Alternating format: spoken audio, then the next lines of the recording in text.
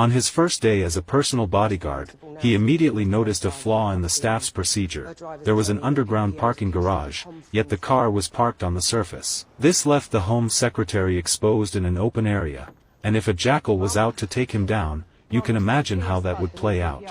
Pleasure to meet you, Mum. I was wondering if we could discuss using the underground entrance from now on. I'm late for a meeting. Julia likes to be seen.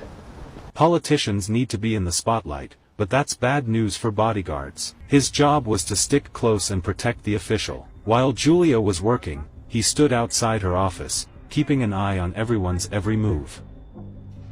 Julia left work after dark, and he had to keep her safe. Cross the river and take the south suck. Terry's been driving me for 3 years. I think he can be trusted to determine the fastest route.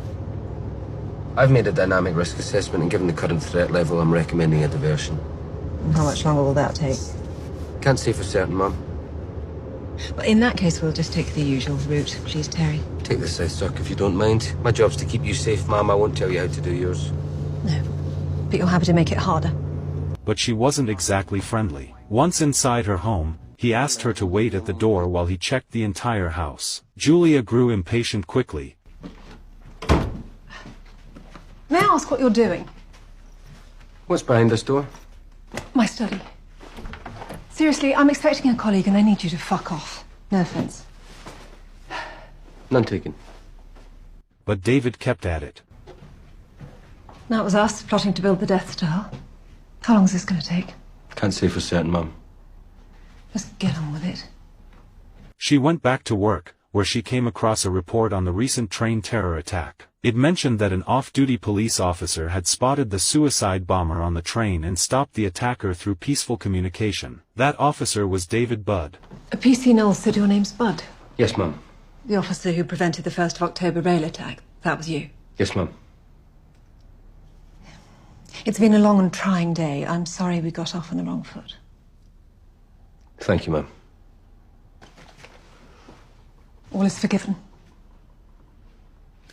As you wish, Mum. No, really, I've been a total cow. All is forgiven.